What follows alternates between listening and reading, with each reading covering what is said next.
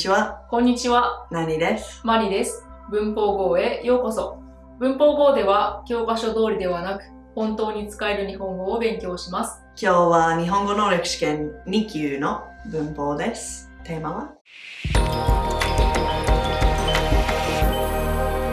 次第。次第は英語で言うと depends on。例えば、マニが一緒に焼肉行くと言ったら、何がマニ次第だよっていう意味なんだけど、普通に友達と話してるとき使う？そうだね。なんか、次第はね、すごい便利な言葉で、別にビジネスのシチュエーションでも使えるし、かといって友達と喋ってる時にも結構出てくる。だからいつでも使っていいっていう風に考えるといいんだよね。次第とによるの違いは何？明日ピクニックに行けるかどうかは天気次第ですね。明日ピクニックに行けるかどうかは天気によりますね。同じ意味だから、別にどっち使ってもいいんだけど、ただちょっと表現が違うだけ。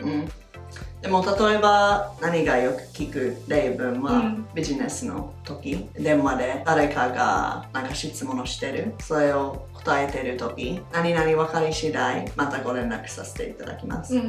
でもそれとなんか何々が分かったら、またご連絡させていただきますの違いは？そうだね。なんかその次第って、漢字だしいろんな意味があるんだけど、その depends on の英語で言うと depends on の意味、あなた次第で depends on you みたいな感じで使い方をするときと、あとそのビジネスの時によくメールで使う、例えば状況が分かり次第またご連絡します、そういう時の次第は分かったらすぐに、分かってから次のステップみたいな意味、次第ってさ次って書くでしょ。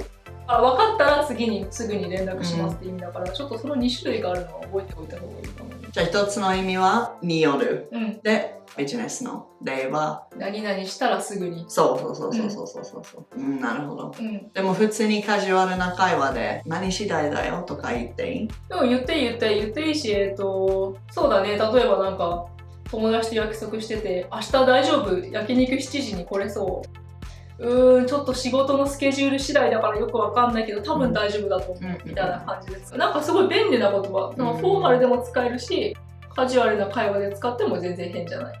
書き言葉でもいいし、喋りでも使える。だからあんまりなんか考えずに使えるからいいかもね。ビジネスで分かり次第以外の次第の表現がある。分かり次第、終わり次第とか、それも使える？終わり次第でもいい、ミーティングが終わり次第ご連絡させていただきますみたいな感じ。